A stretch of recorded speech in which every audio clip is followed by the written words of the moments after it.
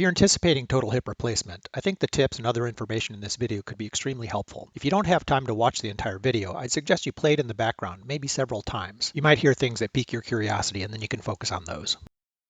In this vlog, I'm going through the 10 days prior to surgery. A lot of stuff going on during these days, so please stay tuned. Also, make sure to watch all the way to the end because I'm going to include some bonus tips at the end, as well as summarizing some of the more important points. Further, if you like this or find it helpful, please subscribe to my channel, like the video, and comment. This video contains what I consider to be the most important tips and the most important information if you're anticipating total hip replacement. But your experience might be different, or you might think something else is just as important, if not more important, or maybe I missed something. If you have a tip that really helped you in your total hip replacement, please let me know in the comments. I wish you all the best of luck with your total hip replacement and recovery. It's 2 a.m. on the day of surgery, and I'm too nervous to sleep and just too uncomfortable. So I'm going to see if I can wrap up this video and get it published. In about 5 hours, I'll be leaving for the hospital, and about 2 hours after that, I'll be under the knife.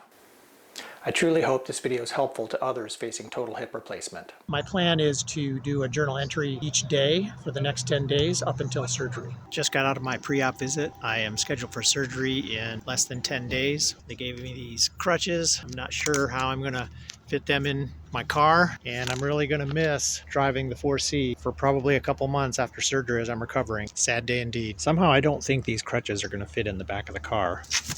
Not even close. So they'll be joining me in the passenger seat. Okay, today is 10 days until my hip replacement surgery, and I decided to play volleyball today. So you can see I've got my ball here. It's a pretty good day. I had a good time. I am in quite a bit of pain, but I'm taking, NSAIDs and icing and things like that to try and keep things under control. So hopefully I'll be okay tonight. Pre-operative appointments yesterday, so I met the physician's assistant who's going to be helping me after surgery. You also see my car in the background there. I'll be missing driving that probably for several months. That's going to be sad. Okay, so you can kind of see the angle at which my hip is bent here in the car, right? So my body goes down like this, and then my leg actually goes up at a slight angle. So this is a very sharp turn or bend in my hip, and I'm guessing it's not going to be something I can do for quite a while after total hip replacement. So time will tell how long it's going to take me to get back in the driver's seat of this particular car, but it's going to be frustrating not to be able to drive these cars for a while. Okay, it's 9 days until surgery, and I'm on my Concept 2 biker for about 20 minutes. I like doing this while I'm watching one of my favorite shows, Family Guy. This is just to try and keep my joints moving, blood flowing, muscles strong, so that after surgery I can continue with rehab using this same stationary bike. Today we actually are going to a wedding in South Carolina, so that's a 4-hour drive each way, total about 8 or 9 hours in the car. That's going to be interesting.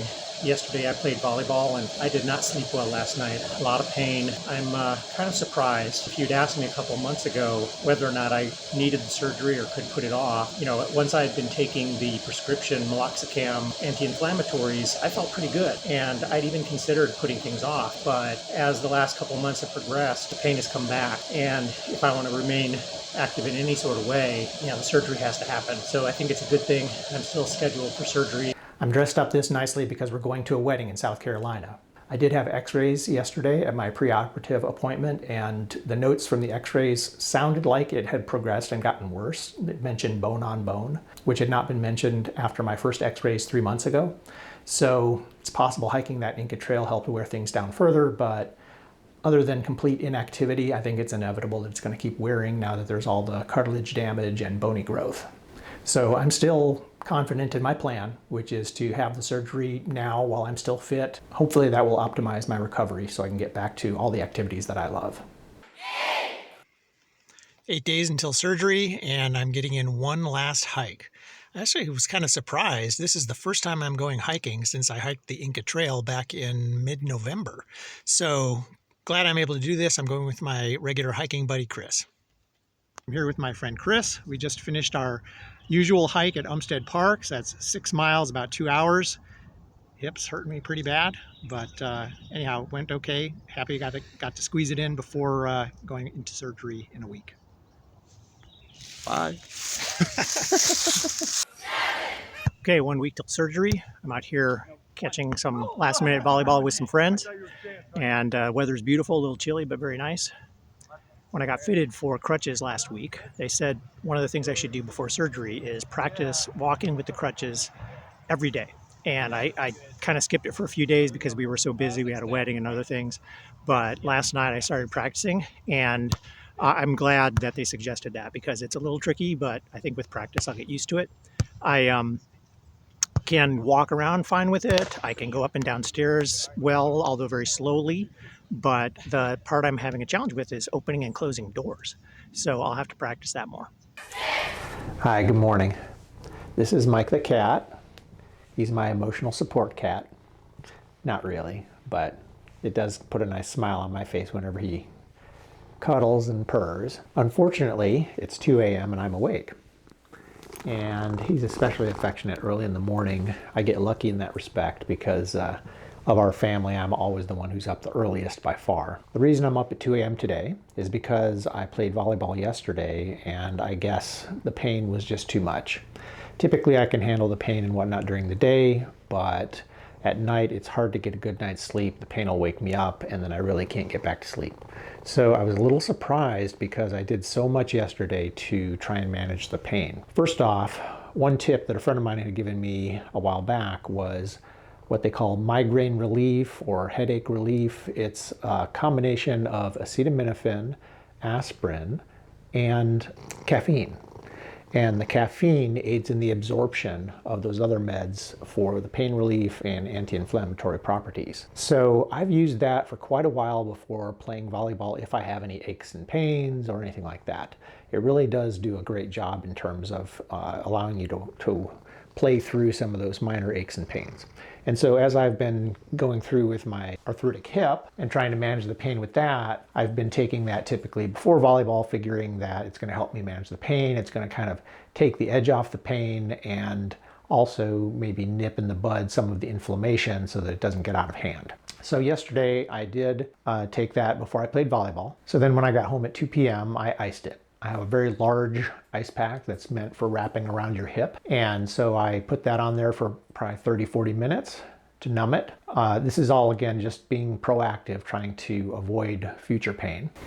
After the icing, then I applied Tiger Balm because another friend of mine who has had a hip replacement said that's one of the things that he used to manage pain. He said by putting Tiger Balm on that area that it would numb it and help him out. So I tried Tiger Balm. Then after dinner, I took 4 ibuprofen, which is double the normal dosage. This is what my primary physician had suggested I do to help manage pain. And then before bed, I iced my hip again for 30, 40 minutes. And then I took my meloxicam and I took a half of an oxycodone and went to bed. And I was able to get to bed okay, about 11 o'clock. But then I woke up about 1 in some pretty significant pain. And I took another half of an oxycodone. I took 1 Tylenol and 1 Tylenol PM, which has diphenhydramine, which is sort of a sleep aid, and basically laid in bed for about an hour trying to fall back asleep and failed.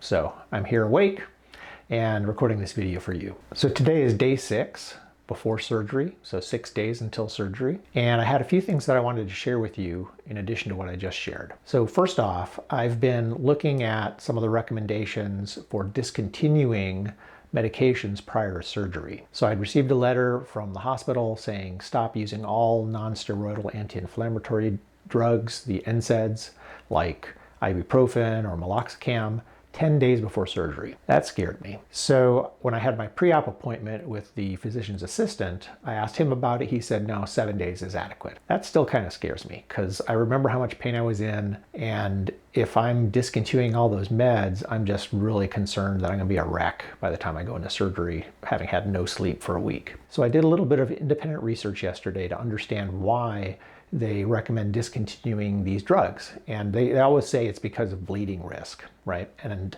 so I wanted to understand that. And I found some studies that talked about it in more detail. And evidently what's happening is when you're using an NSAID, whether it's aspirin or ibuprofen, it is messing with elements of your platelets. And the platelets in your blood are what form clots. So if you don't form clots effectively, then you can bleed out. However, what I also found was that the different medications have different effects of different durations. So for example, aspirin appears to be the worst because the effect it has on platelets is irreversible, and it takes about 7 to 10 days for your body to completely recycle through platelets. So basically it absorbs all the old platelets and creates new platelets. So in essence, the effect of aspirin is at least 7 days, up to 10 days.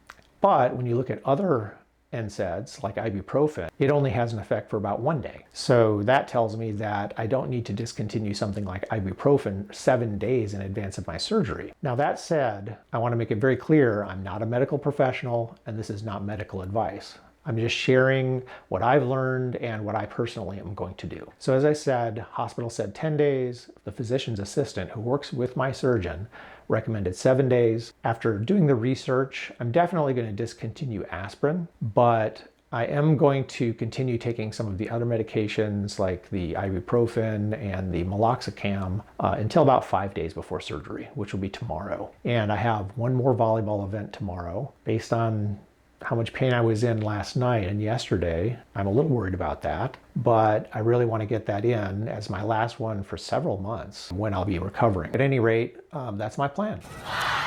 Okay, it's 5 days till surgery. I'm out playing volleyball for the last time before surgery. And last night I was in bed about 9 or 10 hours, only because I took tramadol, but I needed that sleep after sleeping only 3 hours the previous night. Hey, how do you like the fashion-forward headband? John McEnroe, 1970s. Please listen to the vlog all the way to the end. I got some great tips at the end that I'm saving. So today I'm starting to taper off all the medications. I did not take the migraine relief before volleyball today. Instead, I just took acetaminophen, which is okay. Yesterday was a great day. I had a great night's sleep. I got to play volleyball in the morning. Not only that, I won 5 out of the 6 matches with 3 different partners. I was king of the beach. That doesn't happen all the time, so that's a really nice feeling. That'll give me something to think about and set my sights on to help me recover faster and be more diligent about what I need to do to get back in the sand. I also got a massage and fixed my wife's recliner. So all in all, a very good day. So I've been getting a lot of questions, especially like when I'm out playing volleyball. People are saying, I had no idea you were scheduled for hip replacement surgery. How is it you're still able to play? And how long is your recovery going to be? Well, these are all difficult questions to answer, and I keep telling them it depends. I don't think that I can answer specifically until I actually get through surgery and start going through the recovery process. It sounds like recovery can vary a lot depending upon your individual circumstances and how successful your surgery is, but I feel very confident in the surgeon I've chosen and the approach that he's going to be taking to my hip replacement. So the best thing I can tell people is it depends. I know that for the first 2 weeks, I'm just going to be resting and letting my body heal from surgery. And after that, I'm guessing it's going to be a couple months before I can really get back on the courts and play volleyball. Although I told people that I'll still come out and maybe pepper with them a little bit. Anything that's calm and where I'm not going to react without thinking and accidentally do something that I probably shouldn't. But regardless of how long my recovery takes, I'm going to do everything I can to make sure it's successful and as rapid as possible. Good morning. Today it's 3 days until surgery. I'm a little disappointed that Mike the cat's not here to snuggle with me. Yesterday was a weird day. So I started out the day with a 20-minute stationary bike ride on my Concept 2 bike erg, and that went well. I went through the day. I was spending a lot of time actually creating video content yesterday. I had to go pick up my Lotus at the shop, so that was about an hour worth of driving. And then again in the afternoon, I was working on YouTube content. About dinner time, 5 or 6 p.m., I started to lose focus. I was trying to edit my videos, but I just was getting distracted and not able to focus, and it was the pain. So throughout the entire day yesterday, I didn't have a lot of pain. I felt pretty good. I didn't have to take any medications during the day yesterday. And then, like I said, around dinner time, it was really starting to bug me. And I had guests coming over after dinner to play cards. So I took a couple of acetaminophen, which is really the only medication I should be taking at this point, 3 days out from surgery. And that, I guess, took the edge off. Then I went to bed around 10 o'clock and took half of a tramadol. I was able to get to sleep okay, but then I woke up 2 hours later and already in some pain. So I took the other half of the tramadol and I took a Tylenol PM, which is again acetaminophen plus diphenhydramine to help you sleep, and tried to get some sleep. And it was fitful. It was a fitful night. I got an okay amount of sleep, but it wasn't great quality sleep. It was interrupted a lot, and I was still in pain. So I don't know what's going on, to be honest with you. The other thing that I've noticed is my left elbow, which has not really caused me any problems ever, has been hurting more lately. And they say that that is one of the side effects of coming off of the NSAIDs, that you may feel pain and aches in other joints. So that's not very welcome. I don't really like that. So at any rate, yesterday was a weird day. Didn't get a super night's sleep. Today hopefully will be a better day. Today I have to go in for my preoperative COVID test at the local hospital. And tonight we're going to play cards with two other couples. So hopefully tonight will be a little bit better. I've got a very busy weekend planned. We have a Settlers of Catan tournament on Saturday, and then my son and I are going to drive to our beach house 3 hours to assemble a triple bunk bed and then install that. And then Sunday we're going to finish that up, and we're going to drive back to Raleigh another 3 hours. And then Sunday I have another gaming event with some friends in the evening. So right before surgery. Yeah, right before surgery.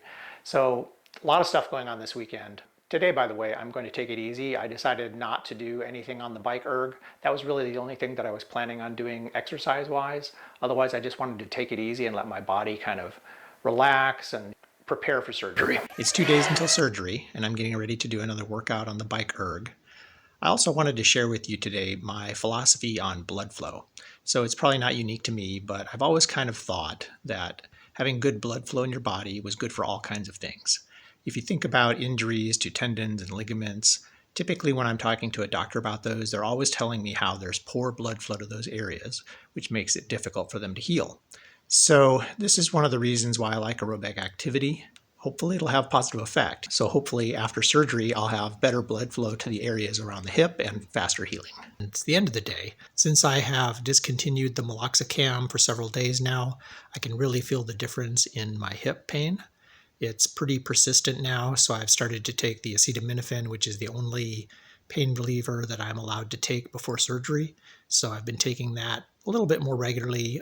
Today, for example, I did not have to take it first thing in the morning, but starting about lunchtime, I started taking it so that I would be able to think clearly and participate in the Catan tournament and then drive safely out here 3 hours to the beach. I should also mention that I have been practicing with my crutches every day in hopes that that will pay off and make it easier to use them when I come home after surgery. Okay, 1 day until surgery, and we're driving back from our beach house to Raleigh, about a 3-hour drive. I'm sitting here with my hip aching, and I really don't know what to do about the pain. I'm taking acetaminophen, which is pretty much all I'm allowed. At night I'm taking tramadol, and that seems to knock me out for sleep for a couple hours, but then I wake up 2 or 3 hours later with, again, pain in my hip. And last night after I woke up, I took some Tylenol PM, which has acetaminophen and diphenhydramine, and after a couple more hours, then the pain seems to subside. So I don't know what's causing it and what works, but at any rate, we had a productive trip. We built a triple bunk at our beach house, and it worked out well. Everything. Boy, the road's a little bumpy right now. I guess they've been doing a lot of construction. Hey everybody, I've got Mike the support cat again. I just got home. It's the night before my surgery. It's about 9:30, and I'm just home getting ready. I had to call it an early night. So I wanted to let you know the reason I've been telling you about all these things that I'm doing. I'm keeping very busy lately.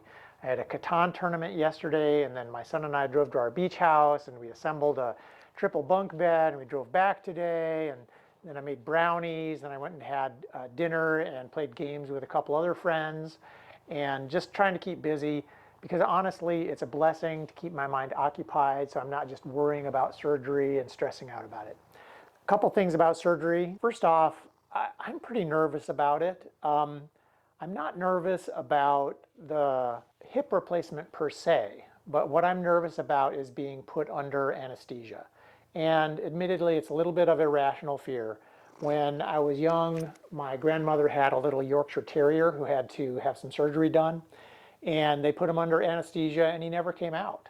So I know that it's irrational because that's like a little 6 or 7 pound dog, and it would be easy to miscalculate the anesthesia. Plus, I'm sure they don't pay nearly as close attention with a little dog as they would with humans. So I know that's irrational probably, but still, that's the kind of stuff that worries me because, if you go too far under anesthesia, oh, Mike wants to get down, or if you have a bad reaction, then, your heart can stop, your breathing can stop, and that can end your life. So that does make me a little nervous. And that's part of why I've been trying to keep myself, my mind occupied and myself busy. So anyhow, I did want to share a couple other things with you. I'm about to go upstairs and take a shower. It's interesting, they have all these precautions. Number two things that they want you to do right before you go in for surgery. Number one is they gave me these special disinfecting wash sponges. So I'm supposed to take a shower and then I'm supposed to wash all over my body and scrub with these disinfecting sponges to try and get rid of as many germs and bacteria as possible. I changed the bed sheets so I'm sleeping on clean bed sheets. I'm supposed to wear clean pajamas, everything clean, clean, clean, to minimize the germs on my body, which in theory will minimize the possibility of infection during surgery. And then tomorrow morning, I'm supposed to do the same thing. I'm supposed to wash again with all of that, with that disinfecting scrub, and then put on nice, clean, loose-fitting clothes, go to the hospital. I'm supposed to be there by 7:30 a.m. I think the surgery, so I think what they told me is when I go in, it's about an hour, hour and a half for prep, then about an hour, hour and a half for the surgery, and then about an hour to come out of the surgery. So that's, I think, what I'm looking at tomorrow.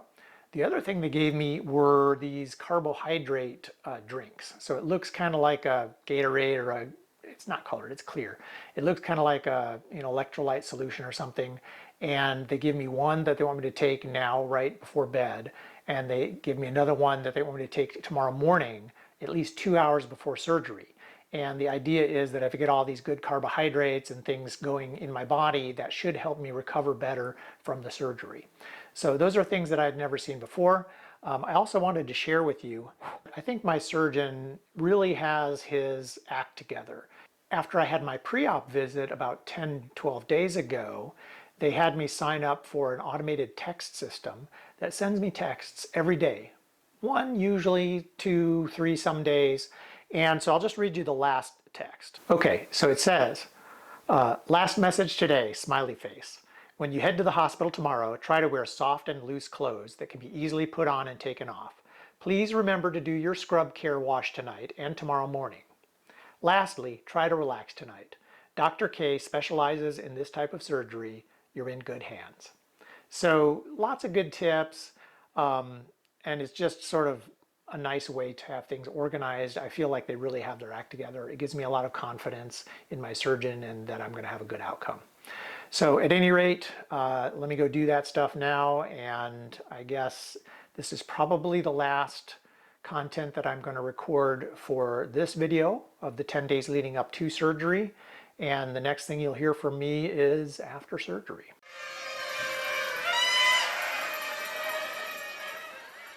One of the things I've learned recently is there are many different surgical approaches to total hip replacement. The traditional approach was posterior, that's from the backside. There is a lateral approach, which is from the side. And then there is an anterior approach, which is from the front of the thigh. However, even amongst those, there are many variations. I've heard of alternate posterior approaches. The one that my surgeon employs is called anterior-based muscle sparing, which is a specific type of approach to the surgery. So I'm pretty confident that that's going to have a positive outcome for me, but some of the other approaches sound like they could be equally as good. One of the things I've learned through this process is to question everything, because every time someone tells me something, I hear other answers from other people about their experience. For example, what activities will I be able to engage in after this surgery? Some people say no biking, no singles tennis, no running. Other people say, hey, I was running 5.5 weeks after surgery. It's just all across the board. So what I think each of us has to do is we have to do our own independent research and then make the best decisions that we can for ourselves. So I know I'm going to take an approach that I think is going to have the best long-term outcomes. I'm going to try and get back into activities as quickly as possible, but not at the risk of a serious setback. I certainly want to avoid any kind of revision surgery. Today I also wanted to share a tip that I got from my physical therapist. So one of the problems that you can encounter with arthritic hips is referred pain. So what happens is that your hip joint is inflamed, but you have nerves passing through there. And specifically in my case, it's the femoral nerve. It passes through the nerve joint, and then it goes down the inside of the thigh, down into your knee. And I was experiencing a lot of pain along the inside of my thigh and down into my knee, but that's not actually where the problem was, right? The problem is in the hip, and it's just because you've got that nerve going down there, it gets confused and it makes you feel pain down there. So one of the things that my physical therapist said was, well, when you're laying down in bed, for example, the worst thing you want to do is have your leg completely straight, because that puts extra tension on the femoral nerve. So he said, if you're experiencing pain there, what you want to do is roll up a towel or put a small pillow under your knee so that you can keep that at a slight angle. So last night when I was lying in bed in agony, I decided to try it. So I rolled over onto my back. I normally sleep on my side, alternating back and forth all night long. But I switched to laying on my back, and I slipped a pillow under my hip. Sorry. I slipped a pillow under my knee, and after about 10 or 15 minutes, the pain subsided. Unfortunately, it was too late for me to get back to sleep at that point. But it's nevertheless a good tip, and I wanted to share it with you. One of the interesting things I've learned has to do with physical therapy after total hip replacement. Again, some surgeons recommend physical therapy. Some surgeons now recommend no physical therapy. My surgeon is recommending no physical therapy. Basically, they're saying that after the surgery, you have no restrictions on your range of motion. He will be in contact with me, sending me texts and videos to show me some activities that I can do to help strengthen. You could call those physical therapy, but it sounds like it's very modest stuff. I don't know what the difference is. Maybe the hip is a simpler joint. I know that when I had shoulder surgery 7 or 8 years ago, there was a lot of physical therapy involved, but the shoulder is the most complex joint in the human body. At any rate, it'll be hard for me to hold back from doing lots of physical therapy, but I have learned over the years not to overdo physical therapy, because that can lead to other injuries. But if all goes well and I get full function back, then I don't see why I would need additional physical therapy. Time will tell. Sharing stories and experiences with people on online forums like Facebook has been very helpful. But one of the things that people find confusing is whether or not they're going to be restricted in range of motion or activities. And I think sometimes people get those two things confused. So restrictions in range of motion just mean that you can't do certain things with your hip joint, right? And with the older style of posterior hip replacement surgery, there were restrictions. They didn't want you to bend certain ways past a certain point, otherwise you risked dislocating that. Well, nowadays my understanding is that there really are very few restrictions on range of motion, but that doesn't mean there aren't restrictions on activities. For example, my prosthetic is not going to be cemented or bolted in place. It relies on bone ingrowth. So the prosthetic has a surface that bone can grow into, and that's how it gets fixed into my bone. That's how it becomes solid and stable. But there is risk during that bone ingrowth period. So if you're jolting it by running or jumping or doing some other activity that could damage that delicate new bone growth, then that could set you back. That new bone growth could actually die back, and your prosthetic could become loose. I don't know the exact answer, but I've heard something like 2 or 3 months is about how long that bone ingrowth takes. So I'm going to try and be cautious during that period of time, because as my surgeon puts it, I shouldn't be worried about how successful my replacement is in 12 months. I should be worried about how it is in 12 years, because I'm in this for the long haul. I want to have this thing last me 20 or 30 more years and still maintain an active lifestyle. If you like this or find it helpful, please subscribe to my channel, like the video, and comment. If you have a tip that really helped you in your total hip replacement, please let me know in the comments. I wish you all the best of luck with your total hip replacement and recovery.